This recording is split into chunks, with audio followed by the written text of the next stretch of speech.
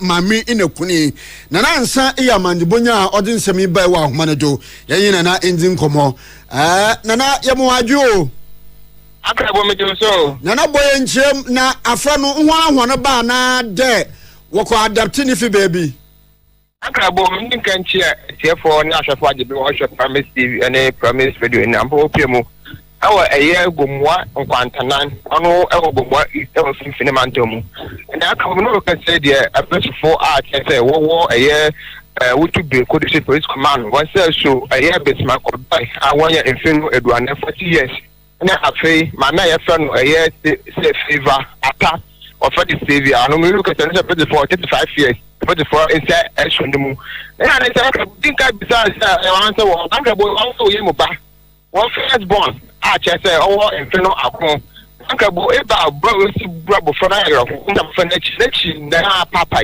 ina muchi mta afra no stubborn academy or your class prefect I want to one more for stubborn papa say wo ka che na ontie onentin we se no so we sibim ye pa for wo bro akwa na ta no shi pa men so akwa na chi ya na aka bo aye agro ko ntaka se wo ye mba pa na papa che mu say aye no na 2 days na che akwacha akwane se o iri na kete ma no won ko school na o di status fie nja di status na no okko so akaya djuma na oba na amna ka jane se ankwa no anko school ntam o tan ko onko school 7 o'clock no okko do school mo ba 10 o'clock e to anko school ntam nja ba ne ta na se papa no ni bu fuye pa ya tan ko okko school mo tan ko ka sit na akwala no no mo anko na che so che ma so no school e ba nja from school ba no papa ne ka jane se o fi achi na official ade the first me say as usual akona wakwesi bibli bio o dan say wanko school ntam so wakwesi bibli na just point out for the first to ma anka bo say oba go mu anko go ground say baby ahemfu a what dan we see one for na no po no o che say we see ahemfu ni pempe for one mo ni say po no ko go mu anko anta na ibi ho no mo no ko pimo one say po no ganta enko mo na papa ni na do for no bo po no mo a say bag agbona chiri sana agbona ho ese chem pa chese egu bag dem no osende ya eche chi ya na anu awa ya ko ska se we eche amu preach we that is na chese ese sa change no na ba fane se bi ho a ri change to fane na ya ne sa na fe o de talk adu tu en mo ko wa na ko na de kinu bu bo to ma o ba so ja fane we mo nga fa no di we mo 2 days eti ma me bi ani da o ko akọpa enyi na awa ye we mo no ana chese akọtu ese afọ no she we mo no ma afọ no I am the 2 days only di ko mo amene ma chese for the next year wakọ chese ampa abofare se we mo chinye buru na ya why am the para what machine o se picture on the bang or the machine o di twetwe ni mo no ti pesa abofare no na chese we se na the ba be kudu the police commander afọ the photo media ti o ka che papa no na en so mo de to ra che ma me anga sa waja tum sampa wan kasa wo ba na so na so de anti no nanka what na so nto free che we say awfo no nanka de bia na wo no bia che wo mro ne mu anko kwota ba no na che sanko da mas anim pana ne mpana delay ya ana ma so ma che say wo tu ade dem no ka se de potifo sem e wo eye wo tu be kudo police command na ka ti aka bo asama asi e wo go mo kwantana a che so 150 man to money nana nsama yenda wase wo wa mandibom ne nyame ya adom o kena enyu bedi komo ne ya adimu nkyeremu ye pa enridi ye mfensi ne yenda wase anka ho so da ase nana mandibom ye nana nsa o gire mfimfiri mantam de maye no ka fada mensame de bai Wachina na watche na breach ball asante mai titu kuma se ya dum blue light ya store se wo hello FM achiri ho nyinara eja eto mu a ahedworo be na sade ajamfo ene omanfo bi ejam wo mo no kwa na ekwaso aba mu mpanimfo enso so ekọ ho ende ne ekeka ho ana enam so e mo so afọ ho meya fisam so honorable Muntaka Mohammed Mubarak ya wo no ya asawanse na hye bedwani ene ne mpanimfo nso kọ ho eno achi ene wode ya mo bag apem ahanum anwa enaka ha nwotwe ene nsamana ekoma wo manfo no ana wo mo a atorencha mo no eto won ekwawi ache no ma anye yeso o mapone ma no ene ho nsamanti ho nsama be ye pinso ama manfo otwe na se na abasa ebi ni dwomfo no eya adwen ebi nso ni o mo nya adwen woni asese o mo de o ma no abeto mu bi eye National Disaster Management Organization NADMO empanimfo ena aba bonten no mo bechem se de Muntaka ye no ne kwan so no pepe esanse atorencham na esisenya ye wade wase animanimu ya woye e de boa nipa no ebi ya didie nti ne kwan so ene opepa mu pa na oyeye no ya efin bia ne asem bia eni ho. Yesterday what happened, it looks like the public had a wrong perception. NADMO as an agency is under the Interior Ministry. We are the government agency responsible for preventing disaster and reacting to it when it occurs, and after its occurrence we do the necessary assessments and then come out with the reports necessary to guide government decisions on what is supposed to be done to restore normal life to affected people. And so our coming yesterday, for instance, was this initial reaction from NADMO as an agency, because that's our mandate. But the NADMO organization comes under Interior Ministry. We also know that our Interior Minister comes from Ashanti region and he has a lot of concern for Ashanti region. So he wouldn't leave us to come to Ashanti region alone. That is why he backed us up with his presence yesterday. But impressions are that Minister came to donate food items. Minister came in the name of NADMO to give this initial help. Normally what we do is focus on the most vulnerable people. There are some who can only eat when they come to turn around in the markets. There are some who can't even afford soup and other basic necessities if they don't go to the market. So when something happens, our focus is to immediately rush in and give some form of relief to the most vulnerable. Then after that, the assessments are done like I've told you. We have identified the people, we've categorized them into various classes, and they all have their needs. And so this initial approach is to relieve those people who are very vulnerable and cannot afford. Dr. Joseph Kuyon, no director, Emma NADMO, Nene no. Na ene dada kan kwanhye bi si wo Obuasi Kumase Kwantimponi dwa. Wole cheme de enyimpa anan wohwere wo no kwa wadamu kwanhye no do. Nono ena ehwehwemu a oreba lichirem a wole cheme de oye overtaking kwan bono do potokosem wobakada wrongful overtaking ina oti da munkwanhye be ya nyimpa nan wowu ya awerehosam a owo munye de abofaba weji oye abosum ensia eka ho bia anoso otore na indei ewromu awo oye ekwantimpon be bia nkwanhye si ya Obuasi Kumasi Kwantimpon bro no bi oho awofo Odumase ena asemisi na unit committee member wo bibi wo omani mu electoral area Samson Apia olichiremun ena ose oya Ford car bia ni registration number oya GW 281-12 ena ofitakwa lebo Kumase ena okoye dem overtaking na Sprinter bia no so ne registration number oya AC 1794-17 orba ino oyini ko share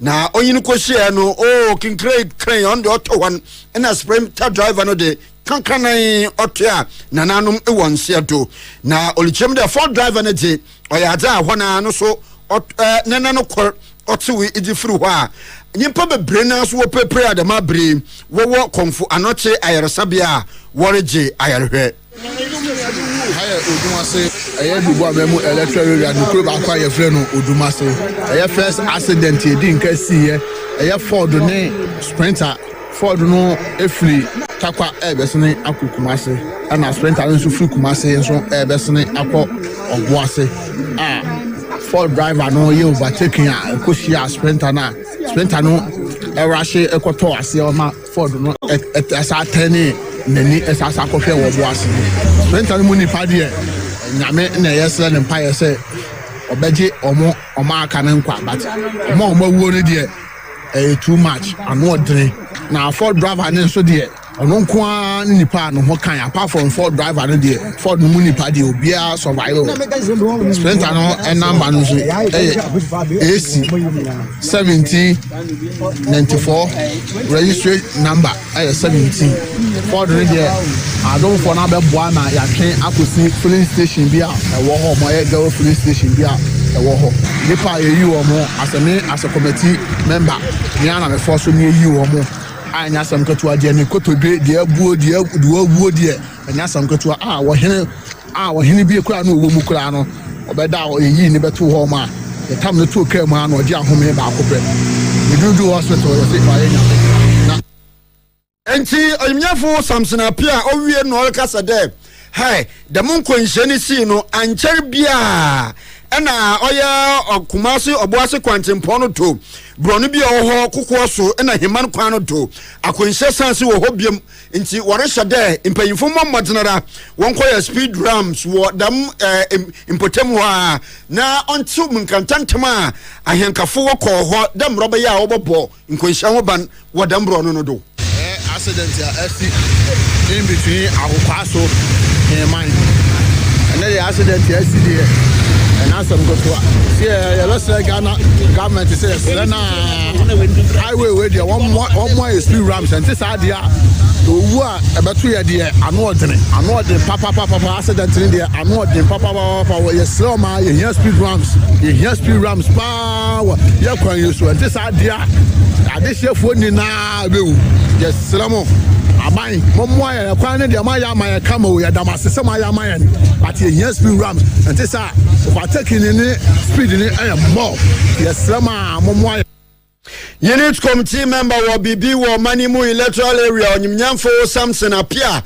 Nenze in a Yakati be all shade in Payfumbre me na Obuasi Kumasi Kwantempo Nkwenhyano Yempa Bibi Yamfa Yeramu ewo ensamfu from na Ghana Mampani John Dramani Mahama ene woni Ghana Bar Association ye ya lawyer fo nkabomuku e de ahyiamu ya wode nsam atutudwa ne nsam ni nyina agina se wo se asa omanfo binom ye nyatimu po bi ni adwen bi se na ban no any judiciary no ya atemo asoye no enti ye papa wo se nye sa da na mom no mo wa akoma pa ne ope papa eso mo bebo ma judiciary no any aban ntam kitawudi akonkan ye ni aboa wo man no ama hyehye atumi aye adwuma wo se na ban ni gina ho se amamuo papa ya emra bata ho dwuma na wo bedi enu nti sa asam na ebi mo keka ne adwen ebi mu nya no enye sa na te judiciary no eye bibi ehia pa wo man no asetena mu o man ne bambo mu ya amamuo mra ne se betumi aye adwuma yi obi ntie obi fa ahodie so enyina eka ho bia no nti abai bia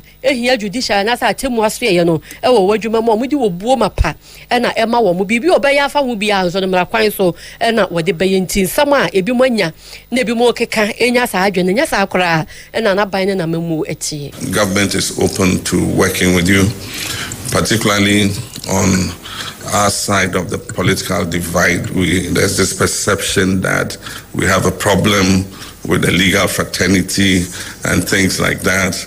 I think that if you look at the kind of people, Marietta and all of us sitting here, we're not people who have any such animosity towards the judiciary and the legal fraternity. So our doors are open, our hands are open, and if you think that there's anything that you should bring to our attention, don't hesitate at all.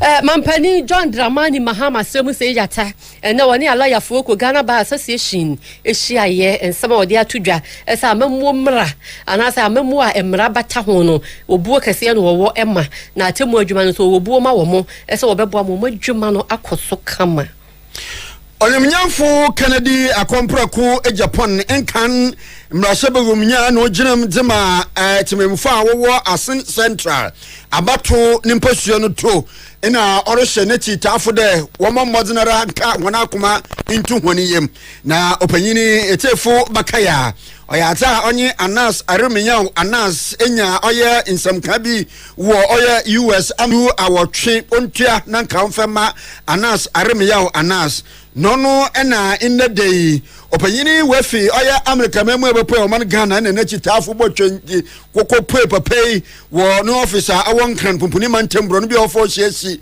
no so papa yade yakwa bansam de bro no nyina no ayada mankasa mefa afotu wom na nyama bi otete dem so ototoma he o mamanyu yaten jambro be ya motum ma komanyim abrabom ntimo nhye mo hoden o sande obiara wetu no wansi wodo obaka no kwale wo mamu no ohawo otedemi ino ofam.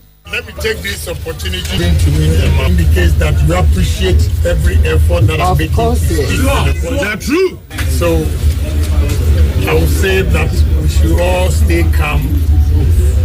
Nobody should worry. Because anybody who decides to speak the truth and fight for the voiceless, I become a better person. Sure. I want to find a club more. Become a better person. But for no classes, fight and defend the success. Let go for it. Thank you to all of you. And in due course, you will hear from me. Thank you very much. Yeah, to us so and some from one ankane abamre nim for penny afetwa ye boa and na workasa nensamono efa justice get to tokonu saki yeah panimfo binom atwa petition ma akoma ensa e de akoma mampani ese yentu na de so na sensam na ba mampani so de ama council of state for ese omuntu no fo ewo ho na sansam no na yera afretua ye bo aba bonti be chemu se akwanya wo ho no ma chief justice ese wo yi ne ho ano eye article 146 clause 9 ewo 1992 constitution no e ma ne kwan ese nsam a bi ma twara fa ne ho no so bete no betimi yi ne ho ano e de afa sansam no na so waka we nyina no so no ekowasefua ene mpanimfo bi atabiri asam no di ko supreme court ya o nso echemu se sade hyehyɛ yete no nkamra eni ne yenhu se emra bi wo ho saa se yebetumi aye petition de chief justice ese yenyi no anase ho nsam te se nti no so wasa ye somra no ehwe. When it comes to the determination of a prima facie case under Article 146(3) of the Constitution, the President is supposed to do so in consultation with the Council of State if the person seeking to be removed is the Chief Justice. And in so doing, the President will have to consult the Council of State, look at what they've received, and then come out with a determination of the matter. But when you look at the specific case that we are talking about this case argument is that for the prima facie case is determined, the subject of that determination, that is the Chief Justice, will have to be notified and her responses elicited before the Council of State can make a determination whether it's a prima facie case or not. And I think that's the essence of the suit that he has filed. The issue is whether the Council of State, together with the President, can make a determination of a prima facie case without first notifying the subject of that determination. Enti sadia hon sam etia medical church mu ni ayete ye no eye owura Alfred Twa Yeboa, former Deputy Attorney General.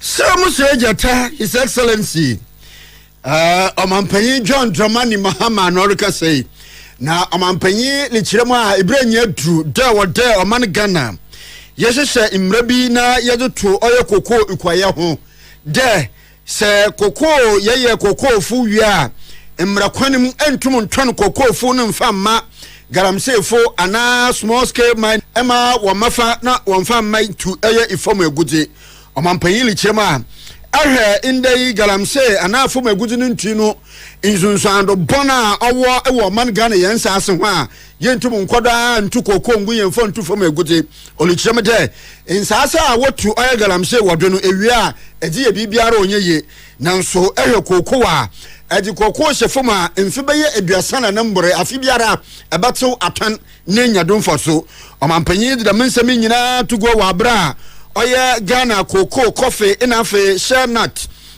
ekuafo won inkabomu uku wode oye insahwe a osun kokra wode ko oye Omampanyi na tena ikase na wode de masem tugwa no no Omampanyi ni chem de ayo koko a yate wo man Ghana ha owo sunsun ado papa ye pa wo man yesi kasamdo ntini ya hwe na ya mbo koko ho ban na yesi gold nti yerutu koko egwa ojo hoba bro man Ghana dachi. We have to make sure that people are not cutting down cocoa trees to mine gold. Gold, you mine the land, and once it's mined out, the land becomes useless to you. But if you plant cocoa on the land, every year it will yield revenue. Every year it will yield revenue. And a cocoa tree can last 30 years or more and produce money every year. So it makes more sense to leave that gold under the ground and rather depend on your cocoa tree than to mine the ground and make it useless to our children and our children's children. I think that maybe we should pass laws that prevent people from cutting down cocoa trees for mining. And so that's something that we're going to explore and see how we're able to achieve our objective. No chemde koko no dwumaja ayeje o manga na wa twape anan me chiro pepepe baasa ne kira anan Ghana zikamu afen no koko bozika wotwa no oye nwa nkasa headquarters wona atena ye ho nwa na wodi sika wodi bo ho bra wan fan sane fom ama wanye nsunsu ado papa nwo koko oye ne dwumajim. Unfortunately, as the Finance Minister mentioned in the budget statements, Cocoa Board today owes 32 billion cedis and they're supposed to pay 9 billion by September. I hope you're getting ready to pay that money. That is all money that is down. Meanwhile, as production has dwindled, the staff strength of Cocoa Board has skyrocketed. I thought that if your production was going down, your income was going down, you would either maintain your staff strength or even reduce it. That is what all private businesses do. But in your business, while production was going down, prices were going down, employment was going up. And so the Cocoa Board ends up spending, as at last year, 3.4 billion or something on mostly administrative and headquarters expenses. And the thing about the cocoa business is the bulk of the benefits of the cocoa industry. Omanpanyin Excellency John Dramani Mahama nenzine yetse no mo alba yezabua emokoko ekwaye gine nato wo man Ghana menyi.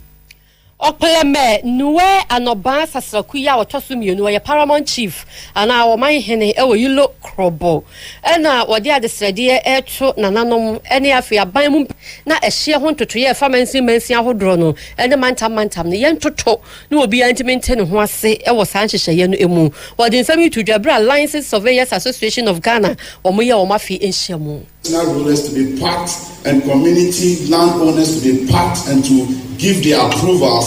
If these threats are indeed, they cannot freely or they will not freely give the opportunity or give from us. And as traditional rulers, we guide our lands with our lives because our ancestors used their blood to acquire this land for us to come and inherit it. And our children are also to come and inherit it. So if the proper collaboration and consultation is not made, then I can tell you that this initiative will be a difficult one to be successful. If we want to develop our communities economically, if we want to add value to our lands, if the government want to assess its taxes appropriately. Okleme nuwe sasreku anoba ya wotosumienu yilo krobo mahene ene etene kan na surveyor engineer Samuel Labidakon ya wo ye president anapani pada Alliances Surveyors Association of Ghana ano enso so mo adwuma no emfaso wo so pa wo mo ye edeboa e ma ye mpatam ye timitete ye ho aso wo ye nsase esam ho eboa empumtuo ene wo sade atodwa echemu se wo mo adwuma ne boa wo man no efika samantotoye ene ye mpatam ye die land use and special planning agency, firstly from town planning organization. Maps na as I say, we got planning no as I say on maps. Only some maps. It's the only agreement say, yeah, license surveyors I going to be produce maps. You better know me. It's a full year. And that you listen to say you know more kabum. Now you maps amount. Omotinia planning cities. Na Ghana also enye baby afi jakra ba umbe ya repaka repa. They won be planning na bibia e na ebe bo mani na yeso e group that guy with street aid, street maps, any bibia access today. And only a good tire guy you so afi and it's our perhaps national so no. It's a land commission for the mine license. Since many of my casa, since your mother, I had just some to me a clamposa at the no. Surveyor Engineer Samuel Labi Dako. Na a lawyer for one in Kabomu ku one titinani penyimpa other one no merchere Ghana Bar Association GBA Maame Afia Gate ina oresre omampanyin Maama de omampanyin bon ho mozenara na omoa achemwoku no na onsisi asenzi bia bebre inkanka wo Apa West mantem no mu na Maame je damensami nyina tugwa wabra aloyafo nkabam uku no wokọ nsrahwe wo damabiru wonwie ya obehia da bandisika bechem na wetum na wahyewie Maame Afia Gate ochirem de sadamum mwei ba oboboa ma inde aloyafo bebre na wetum na wenya edwuma waye na Maame lichirem de ewrom wo oya tama nimpotem wo so a worsisi asemji bia bebre ho anu so wonwie ya owode abanutum eboa na damenyama nyina kodo wode damensami nyina tugwa wabra aloyafo nkabom ko no mekire Ghana Bar Association wode insirahwe anum yedze ko mampanyina so yede welcome no oye itiru nkwa wo oye nkunyima afi otwami abeyi ayatui odimu nkunyim ene wode dem adesra. As a bar, we are to assist the judiciary. It came to our notice during our visit to the Upper West region that they have an uncompleted court complex. They intimated that funding was available up to a point, but they required extra funds to complete the said complex. Mr. President, we think it's appropriate to mention this because the numbers at the bar are growing and so is practice. And therefore, the space is needed to ensure that the justice delivery system has the necessary amenities. Likewise, on the drawing board is another court complex which is much needed in Cape Coast. Mr. President, as a result of the effects of the sea, it has become pertinent that Cape Coast should have a court complex which would assist in ensuring that they do not have the occasional issues relating to their current court premises. Lastly, Tema. Tema is a real growing city and it has been intimated. Entino Madame Afia Gate, President Ghana Bar Association, Nancy Nayati Bra, Wako Mampina, so you come and it's now what the one other says, so what the two name. Openia Warhead Chesa Managing Director, MPMC, Sami Jemfi, and Wakwaka Sawa Bogatanga, a year Tifido, a Poyamantam Emu. Then some of the Atujano, a small scale mining, which you said they are buying air quetia, no more Cassetiano, a galamse, or more Munam Contrasi A2. No small scale miners, no, you are more concession, or more wanted to hear a Wakadiano. I buy better or Machipano more licenses and so, I'm on Madu Mujumano. Yeah, no crown, I buy a Yansha. Esa wonu abeto gold no ya omu betuo no ewo eye gold board initiative as so omu de aba no na chese omu tu a omu akoto afri omu ensem. So when you give your wife 100 Ghana cedis to go into the market, you realize that the 100 Ghana cedis cannot do anything. She will be complaining. Are we all not feeling the consequences? We are all feeling it. So the reason why we won't ban small-scale mining, those who want to do it legally and responsibly, and we want to even support you by bringing the licensing regime to your doorstep at the district level, by giving you training, by giving you equipment, is so that you can produce a lot of gold responsibly without destroying the environment. And when you produce the gold, don't give it to an Indian man, don't give it to a Chinese, don't give it to a Ghanaian who doesn't have a license, don't give it to a Burkinabe. Give it to a Ghanaian who has been licensed by the Ghana Gold Board. Because that Ghanaian who has been licensed has been giving money, taxpayers' money, by the Gold Board to buy all the gold for the government. So that the government will go and sell and bring all. Ora Sami Jamfi, ya Warhead Chase Managing Director, PMMC, Neneti and the Brow Shiamp and Infobinum, Bogatanga.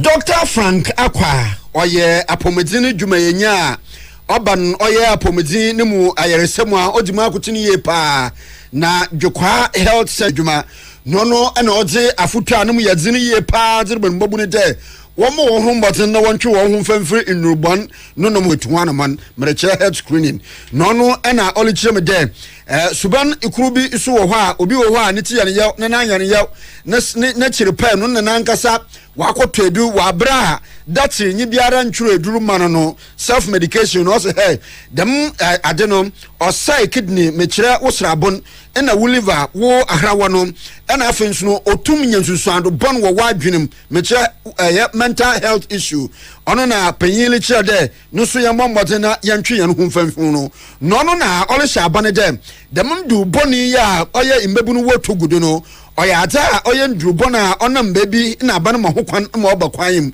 nta olosra abane de nkobaya yempa kwan bido na abane mfansi hokwan na de mundu no kro omodu Ghana na kantuma mbebu no kra wenye bi wanom na olose oye food and drugs authority mecha FDA so de wombom botinara na ndrubona obayenu godo no wompa kwa bi de wonyimfim no olose mbebu no ye papa nti de bia meka se yanhwe ye ya ye nya daachi because ye daachi ni youth na omosi so no a omoba no but sisi also ndubone na sisi omati eguso ye hwa na ye si bibi de winim red no ati egu a ene mrante ne katese nyina no omonom a omosi ema omunya awode omutumi gina omana so eye eduma nioma bebre sa edro no enya nsunsuanso ewe ye youth no sebe bebre na ebobo adam bebre na enya eye kidney nyarawa a ene wo kokolebu a dialysis unit bekwa ko youth ni bebre eguo bebre na so enya liver diseases bebre na so efamu eye den youth no ye besere muntu mu emfiso because say dro no enya insusanso bebre say ye ndachi ewo port nyoma ye kra ye de ba especially drugs na owura ye Betty Hayford ojina oya twifo Heman Lower Denchire crossing opanyina ono no hwa pomode wonsam do nanenum na okasa de wolsra abanara akaza awodi edwuma no dodo na ranyi ho na afa apomodine edwuma ye fonso awowo mensine mu no won ho swar ntoresha aban na nkwankron edwuma a de won sha abanase de won bre mensine nsa aban mu ne won bobo hwan na ma ho hwan do so ye pa ho kesipa ho hen ni de yen staff ni sha staff ni hu sapa afi say what woman ibiba ontina osan no environment ekure bien pe no eden okko onam the minti midwife say was sha necessary was sha ps sha no benda ma ko mizin ne hwe no onkodo papa afi nsunyama yezi edwuma nsu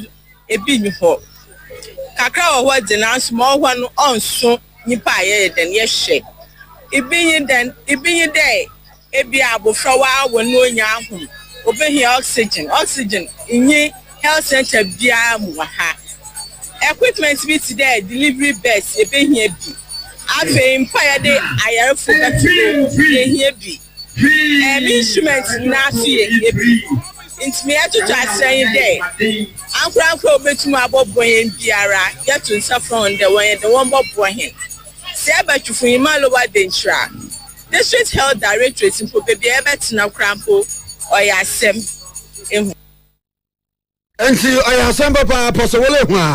Miss Betty Hayford, Ojina, Oya, Chifu, Himan Lower Denchira, Mensinumu Penipa, Onuna, Ohe, Apomodinu, Samoto, Ena Okasei. Mlanimuni Morris Ampao. Elswa babonti be yi nsem bi adi ne nsam a woka wo chemu nyina ne se John Dramani Mahama na MPP fo hu ne se ne hu pa ema wo mo into obecheche nsem bi ne nsama wo cheche mu ne se no mo nim se wo di ka be di mampani ni bi denti e ka se suo hu ye experience a o bi pa na Ghana fo bi so penasem nti ne bo mo hu ese breaking the 8 no mo ntimi breaki ti no mo pe kwan bia so se nka mahama be free ho nti MPP for do mo support no mo achi ta nyina akota akwa brado fo achi se ngo ne mahama me pere na ono meje franka no ne ye hu ntia Ebe ko 2024 no. Ye mu bi Ghana ma ye ni say. Ye mu bi na esuro mama. Mama come no na ye issue. Enti na Ghana ma ye boni say ka ye nyanka. Kwa do for contesting mama. Enti mu bu best try so kwa do for and mama there is gone. Mama there nobody will vote for mama. Mama we need ameko Togo. Ni na ye strategy. Am ye mu adopt it to let Ghanaians know say oh mama is not the key. It's not the hope. It will be an answer. If you say, "Now, me maybe some mama ye didn't know. Me make just a mama ye didn't for the bra." And the MPP were praying say, "Mama will not get the flag bearer race no." Now come with the other person. I don't the arido do subaye and come with the when crowd for nkaye. Yes, so mama at that time because now all banner or the experience. And what if you che and if you know mama or your propaganda onim how to convince people or communicate and now we were doing everything to ensure say mama Dr. Maurice Sample NNT Onyamfo Muntaka Muhammad ena Muntaka Mubarak ena orka say opanyini ye mrahye begomnyi dzimaatime mufa wo asanwase abatu nimpasue no to Naroso no yeso afa ohwe efisamoto no ena opanyinu susu de nkobaya yemfa empaso du mfanto oye fanwa yetodo dembroba ya yebotum yajaboa modum dwumeku no ahowa hodo a wokom no wetum na wadaboa hwan opanyi ichemu de dem adwenkyere ne hu behia da yanyina ebobobo hu yaja tum dembroba ya inde impofrum oye dwumadi bisa wetum na wadaboa no se inde se yerutu impofrum ho anomontu na yadaboa japade ina sika ina nkwanko bana se yetimemufui ode yanyina ye yafamadi nisa sunti ono orobo modina no za ko cabinet na wetum na wachede inde impeso 9 fangu a yeboto wo manu du bia no lite bia no impeso du lite bia was about to do na fire service woni dwumaja wejin was aboa mnyamfo Muntaka lichiem de ofi oya afia otwemi October na bosumi besi dem afi February ne bosumi ne mu na dem abro no na chedo oya dry season a ewie ne boye pa nsunto na ma oye wonwon de ide biara ijembo michira ijasiso enkonkonkonkonkonko eduenum 50 ina de biara osi enti no be hia de yebotu dem anamo na yeza bodum jadwuma yeko no na hono dwuma a wodi no wa konka ne yenya fire tenders bebre. Let me admit that since I became Minister of Interior, I was shocked to realize that during the peak period, that's from October to February, we have an average of 50 fires a day across the country. It means that we are just burning our economy because these things are very devastating to people. You will never know until it gets you. Two, I mean, you go to almost all our workplace, fire and safety officers, nobody trains them. I'm going to insist that you cannot take workers until they go through fire training. That's one of the new measures that we believe that when we put in place is going to help into the future because we cannot have a situation where the country just keeps burning that way. And now all of us need to also make a contribution. And the way to make the contribution, in my view, I'm doing a paper to cabinet that look, the fuel that we buy, let's dedicate just 10 pesos per liter just for fire. Make sure that we have a dedicated fund to be able to be changing this equipment. When we do that, I'm sure it's going to help. And you know, Osafa Oshe Efi Samoto Oyminyafo Muntaka Mubarak Nenze ene yeti no oba ya yebotum ya aboa madum jadwuma yeko no wono dwumaji akonkan Kasiaba yadu so no eye krate free Ghana Education Service o man enwoma asuaso ye enede aba all regional directors of education rescheduling of reopening date for single track schools na ehon sam no ntu ye kwama manchamu akwanche fo mpanimfo a omoda nwoma asuaso ye ano ni nyina no ye sakraye foforo maye omo kwa single track ni ba omo de school ni ye nchemu enye gold ni green ne ne ka ho no omo so omo asesa date no na management anase mpanimfo omo hwe ntotoye so Emma Ghana Education Service and say omo de to her say school mpanimfo omo da single track schools no senior high ni senior high technical schools no enyina enim as a single track for ne de mpanimfo asesa de tina mo DBA school no ekọ oforisu oboso me de to so aduonu miensa emfie pino ne aduonu num 23rd April 2025 and a single track for no omo ebebie school enti krata yi ba bonte no regional directors of education na education akwanchefo a omo da mantam ahodro no ano no mpanimfo asa mo nhwe esa mo di amanebo wei ebema school mpanimfo a omo da single track senior high and senior high technical schools no enso anu no matimi ama awofo ne ahwefo enso so aso ate school for no anso aso betu bie so omo bebie school single track for no 23rd April 2025 ena omo ebebie school for risu obosome da toso aduonu enum na sadia nkai bone krata no ebaaye no Prince C Ajemadua wono ye director schools and instruction division na wasan ediama director general Ghana Education Service. Chief Justice Oman Yambra Inyimnyi oye atentene panyin oye Chief Justice Gertrude Tokono ena watro krata atenten oze akama omampanyin Mahamade omampanyin Mahama jinara na ndede assembly a oboto gwade nkrofo bi watro krata a wodi tie na akama omampanyin de nka onhwe na wonyi anu Chief Justice Gertrude Tokono mfamfru hono omampanyin Mahama jinara na oma no copy na ono so nkan na anu ya osafata no onfa embra no ena mami otro kata no olichemede oman nembra kunyin na omampanyin lutu anamon bi krata no baka nse no oza akama oye Council of State osane de mbra ne kire petition bi otedam oba odo omampanyin okwaji Council of State fo hona adwenkyere no na mami leka de dembre ono mampanyin oze nkrata ne za kama Council of State oje hona adwenkyere ne hu behia de in the day oman yambra kunyin article 146/7 oshade owode oma anu nso no Chief Justice Gertrude Tokono nso copy no nso kan na anu yibi wo hɔ a anu so wetum na weyi ɔdze amahwan yakwa homa so ni ane Councillor Collins Bonsu wono principal Purpose Discovery Foundation College ya Edum Hapa Road wono a founder and leader Holy Calling Ministry so emu ya ne ebedi nkomo Ghana man tio na watwe awie ye no na etwam obanembo so me no akọ awie ye na brese eduru ye ne yese wo man bapa bia ehu na sede ya wosa woye edeboa wo man no enti council abebo ni nyina tofa ede amayen ese de akura ne hia ese wo yo man pa uhu wasede na wudi so ede ye adwuma council kaisa sumbien kan wo enka munya nso obafia Nyarko papa bi council ti assembly de tiawa na medi kan ede tu dwa no ye ka se oman hu wasede ese oman bapa na edi so ye ho adwuma bo ho bra ekwan be no be befa so na watimi ayade be ka se we do your responsible citizen. Yo, meda wase mamenchia ayofo nyina amra Promise TV. Ayofo nyina Promise Radio 102.7. So they do down on Ghana month of March. Ya fufida. Ya hubia and today is the last Thursday of the Ghana month. Ya pese nyina yetu ya hufo. Se bitimi ayo ma bapa na kwa beso ende be fa so ayo ma bapa mafia ye ka omaya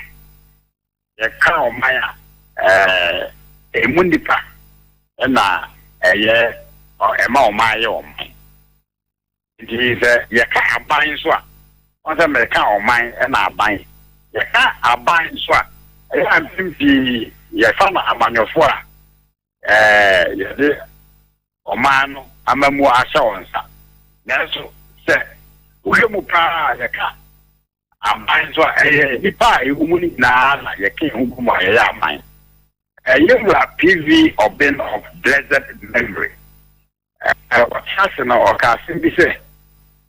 the consolidated or the collective success of each one of the citizenry of Ghana becomes the success of the nation. The first year I can't couldn't be a man couldn't be any obia or two of my mo. You couldn't be a boomer, and not let me a boomer, and no, and the player on mine in figure, and now man in Punchu. And he, you better know your mama, a shot here with our mindset, our attitude, just say, yeah, they're about to say, hey, sir, me super bumper so. I'm in Punchu and the Cabo Moa, or Mangana, I say, or Maya to Bodia. And I asked my mammy in Puntu, Yame. It is a 2 points, it's or man also a 2 points. Now, let's see, I answer Abrabuno, your favorite personal growth and development. Sir, Ubenyam Puntu, our system, Ubenyan Cancro. And the law, your young sister, sir, because I'm sick at 2 points.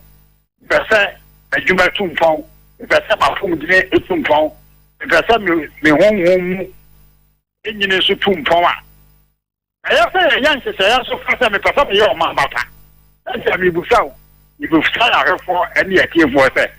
One, I said, I am sister, just 20-25 years, you wouldn't want a Wagana monkey. Why, I say, if I say, Missika Simi, if I say my worry, if I say my Juma. Now I said the person your mamma. That's the so. The second my track was it. The person I want to be a responsible citizen. You went to me and Yabidiana also. That's yes, Councillor may say you bet to me and Yabi, but and also. But that's it. That's it. And then you just platform the series so at the end of it. Ma, Yankasa said.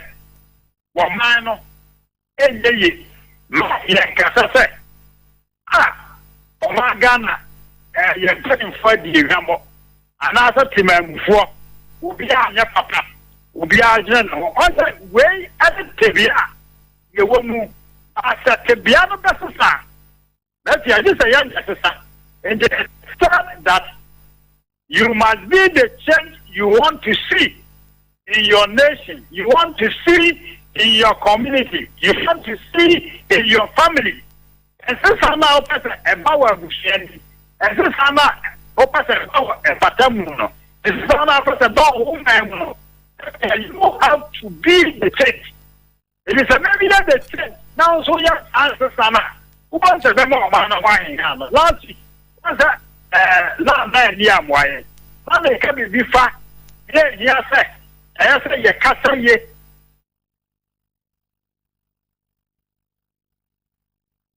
Hello, Councillor. So for coffee bonsu. Where there's a councillor can't lie na 7 line on the sono. At Tumuno. Councillor Bonsu. Hello. Abuso for your guso share a science Ebeka Councillor Bonsu. Now Wabe trust what my uncle book or banner. Just say your tron commands and Wabanti Yanshe. Hello, Councillor. Hello, Councillor Bonsu. But that's it. Maybe I'm going to show talk a cranty minutes a lot. I trust you. Yo, now, okay, now, last week, one, there was a Jamal or Toto, and some of my Now, they cut it. Under the principle of patriotism. And that's me about that, yes, sir. Ghana blaster, what there. In the prayer, said the effect. Now, so I was here to the start of marketing pudding. That's your man, Ghana. Yes, I said before. Now, no Madagascar for Yanko. And I was here in a couple. As you can Genesis chapter 11, the Tower of Babel, and from 1 year, I don't go say, we will see a Bansua or Yanko Pono. No more Yahoo one. One more 2 son of one. Yamel was small. Hey, and Professor was just come up. No matter back would be beyond me. See one say, you will be a so many to the bed. Now, what I am and papa, motivation to Mupana yet. Almost almost see a man so I can normally wow. If you gather for it, you who tear me or have me catch who near be. Now, my gun, the 2 power. I have been moving on the 2 power. The answer now can say, any of what I always say. I think the ano, mayor mama say, important one here. Madam said, Shakrano, indication of being a responsible citizen. We want to put them what they measure on Chia. Sabi Vanessa will be used to car. We turn the car and them on Mafia. As a ship, no macro, one Chia, or 4 behind jacket. What you I'm having Canada. That's why your mama. It's your mama budget. That piano, maybe I want a whole development, my wee young. If you know, you might. You may be a man at 2 pounds. For send me. Now, I can pack. That's your sergeant pack. And a cat. That's all my God. After 69 years of independence, the Massa or man of for 18 years, there's an say, Yankee say, I don't want your mama. She out to walk. She out to car. Will be ready. Maybe I saw area. What did I say? My man. I know I said, they will be answer. What can you say? Turn away, Cham. But before you this man or Mandana from Antonio Pepra. Now the song pack. That's what I say. That's all your mama. And the Munyama say, I'm going to go, Madame Afia. Yes, so yeah, that's a brain into young fancy. Hanom Abusian for Councillor Collins Bonsu, Purpose Discovery Foundation College, where Doom Hapa Road, or no Eneda ano, ya Breno Asson, a sitting como eba abetuaso, Korean Selmu, Emma Jimmy Cliff, Eboano, Lucy Pokuya, Afe, Achi, Ena Sly, Kufi, Joe, or more ever 7 room or moboa, Ena Philip, Ena Christian. Ben any enchua and so several MCL was through Priscilla and now Papa Priscilla and no ever some more. Mimi did the Maame Afia Nyarko Papa be and Uncle Ebo Biney.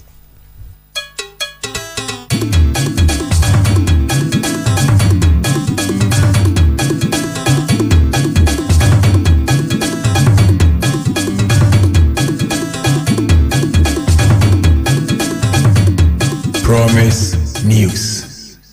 Promise Radio.